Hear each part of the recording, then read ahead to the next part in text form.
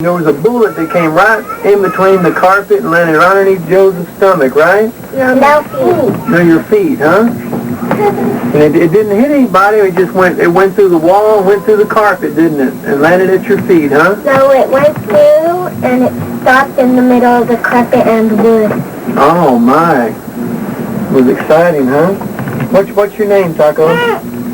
What's your real name? Isaiah. How old are you? 5. You love Daddy?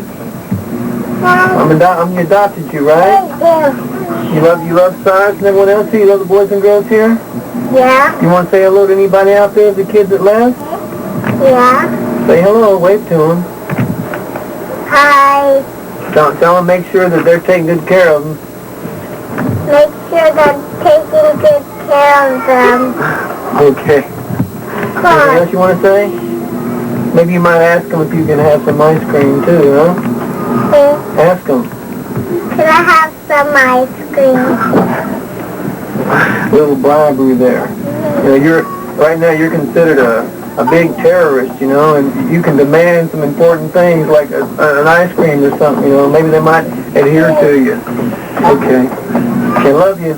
Then let Crystal come and talk? Okie doke.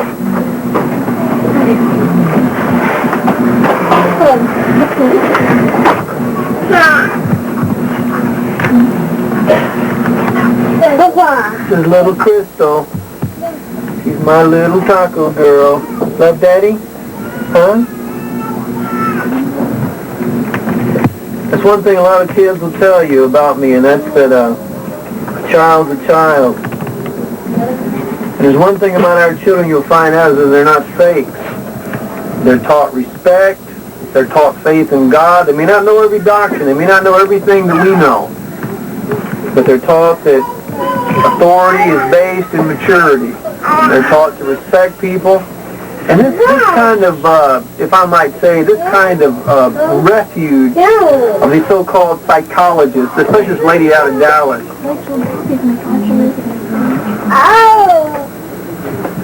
These people saying that our children are abnormal. They're going through some kind of shock. You know, love is a power which allows a human being to have a subdued thought and a subdued reaction to anything. And we need to understand that what may be considered normal to one may not be considered normal to another. But our children, they're not disrespectful. Our children are not over-demanding. They're just trying to get along, and they're trying to be able to act and direct their steps as you would have them to. And I think y'all need to really sit back and stop and look at the situation. I think that all you who got kids in the supermarkets who run and scream and who eat all this junk food all the time and all this candy, I think that you people that have all these children who in school do not want to be spanked by somebody else or are always rebuttal and want to fight against somebody in their authority. You see, I think if you look at the children, you'll see the actual product of the parent. And, you know, Mrs. Kuhn and all these people down, the social workers, you know, y'all should learn a lesson out of this. Our children is our product that we were offering to society. And, you know, they're totally different than what we've seen the majority of society trying to offer to society. You know, our children know how to respect, they know how to be mindful, they know how to do right because they see it here. They see it in the parents. We subject ourselves to God. We're obedient unto God. We follow the pattern that God would have us to do. Just like Abraham. God says to Abraham that he's covenant with him because he'll direct his family after him. There's no hypocrites. There's no say, don't do as I do as I say routines practiced here. So anyway, we live for one thing, and that's the betterment of tomorrow's world, and that's where our children come in at. And you people go and think what you want to, but the proof is in the pudding. You know, just don't pervert our kids. That's all I'm asking. Don't pervert our kids. God will hold you in contempt. So you want to say hello? Thanks for the milk. Can you say that? Say it. Thanks for the milk. Crystal doesn't talk very much, but when she does, she talks really well. Say you love me? Have a kiss? Thank you. Okay, hop up. Does anybody have anything they want to say?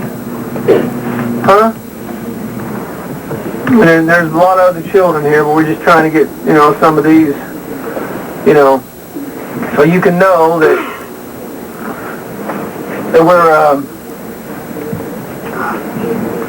we're doing fine.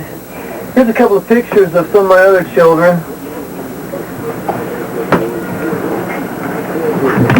This is little Robin before she decided to go back in the world, and that's little Wisdom there. She calls him Sean. Got that zero in there, Not Steve? yet, not yet. Okay, hold it as still as you can. Okay, right there. That's Robin Bonds, and that's little Wizzy there.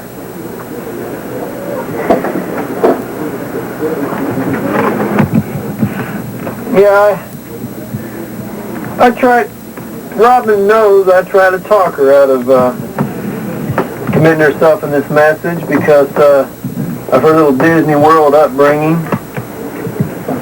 And this is someone here I really cherish, and it just about killed me when I lost this young lady here. But you know, maybe everybody can. This is Dana Okamoto, and this is one of my favorite sons here. They're all my favorite sons, but this is Skyborn and Scooter. The one on my left is Sky, and the little guy in the middle there with his mother's holding his Scooter. Got that, Steve? Yeah.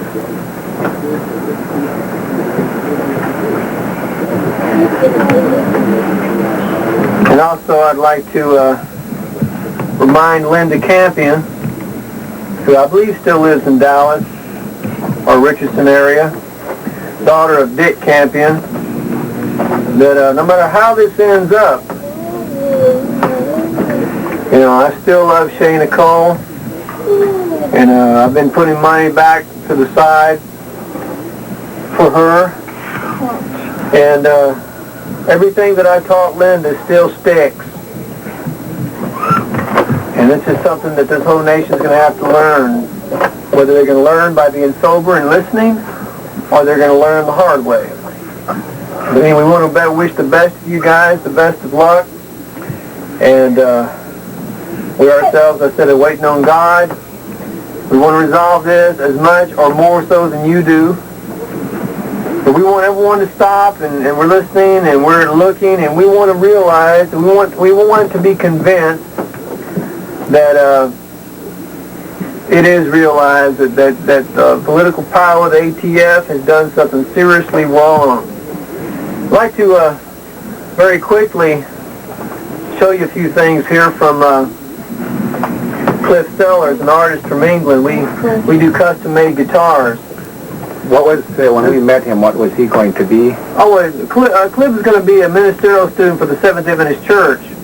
When he found out they didn't have no truth, when I showed him the prophecies and all that, and all the Adventists had was a bunch of hollering about the Pope and all that. I mean, you know, the Pope may be a nice guy, you know? But the thing of it is, you can't be just hollering about somebody else all the time. You got to present doctrine out of a book, and the Adventists don't have that. Them and their LNG wife. But anyway, here's the, got it? Can you tilt it the neck down a little more, like that, right there? I'm going to zero in on it right here. We get out of this with like Steve Vai to have this guitar. Matter of fact, it's taken from one of his Ibanez endorsement pictures. Got it? Yep. Here. This is the notorious Psalms 45 guitar. A lot of people think it's kind of sensual, but no more sensual than the Song of Solomon. For those who have enough nerve to read the Song of Solomon,